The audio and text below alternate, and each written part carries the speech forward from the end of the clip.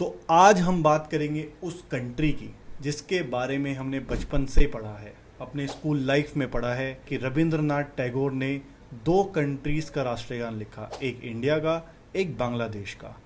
अमार सोनार बांग्ला, ये राष्ट्रगान है बांग्लादेश का। तो आज हम समझेंगे इस वीडियो में कि बांग्लादेश क्यों जल रहा है, क्या रीज़न है कि जिसको राइजिंग स्टार ऑफ एशिया कहा जाता है, वो कंट्री जो 6.25% की रेट से ग्रो कर रहा है पिछले 2 दशकों से, वो कंट्री जो हैप्पीनेस इंडेक्स में 129 रैंक पे है, इंडिया से सिर्फ 3 ऊपर, उस कंट्री में इतना बड़ा अप्रेस्ट कैसे हो गया? क्या रीज़न है? शेख हसीना को वहाँ से भागना पड़ा और वो इंडिया आ गई है और उन्होंने as a prime minister resign कर दिया है। तो इसको आइए समझते हैं। ये कहानी 1947 से पहले से शुरू होती है। पहले ये पूरा अखंड भारत हुआ करता था, Pakistan, India and current Bangladesh. 1947 में हमको आज़ादी मिली अंग्रेज़ों से। उस समय भारत के 2 विभाजन किए गए, 2 टुकड़े किए गए, एक बना पाकिस्तान और एक बना भारत। पाकिस्तान उस समय 2 पार्ट्स में डिवाइड हुआ, वेस्ट पाकिस्तान जिसको करंट हम पाकिस्तान जानते हैं, और एक ईस्ट पाकिस्तान जिसको हम अब बांग्लादेश के नाम से जानते हैं। बांग्लादेश का अस्तित्व इस दुनिया में 1971 में आया। हमारी प्राइम मिनिस्टर इंदिरा गांधी ने ईस्ट पाकिस्तान को बांग्लादेश बनने में हेल्प करी थी 1971 के वॉर में। 1971 बहुत इम्पॉर्टेंट ईयर है। आज की डेट में जो बांग्लादेश में प्रोटेस्ट हो रहा है उसमें एक बहुत इम्पॉर्टेंट रोल प्ले करता है। तो वहाँ पे जो प्रोटेस्ट हो रहा है वो प्रोटेस्ट किया जा रहा है वहाँ के स्टूडेंट्स द्वारा, स्टूडेंट्स अगेंस्ट डिस्क्रिमिनेशन।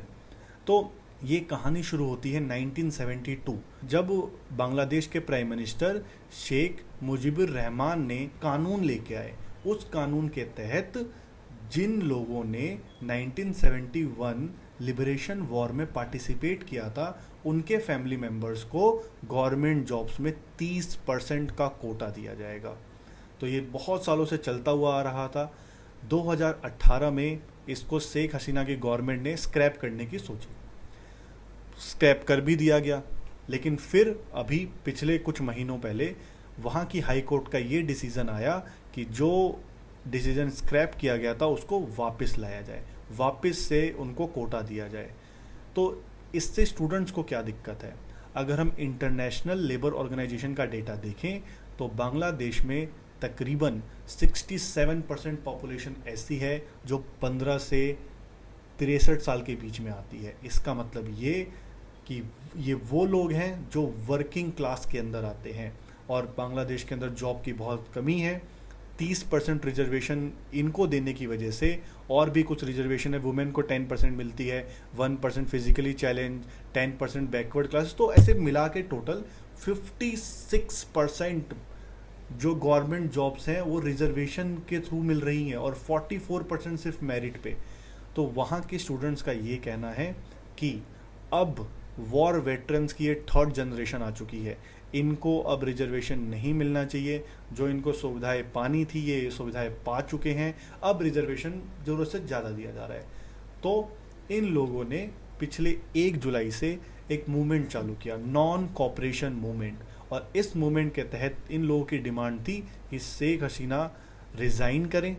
दूसरी बात, बंद कर दिया है जिन कॉलेजेस और यूनिवर्सिटीज़ को जो प्रोटेस्ट कर रहे हैं उनको खोला जाए। इंटरनेट शटडाउन कर दिया गया था, इसके खिलाफ इन्होंने अपनी आवाज़ उठाई।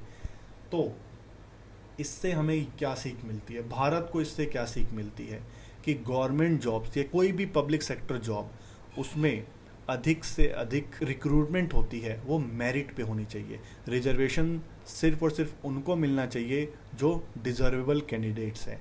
ज़रूरत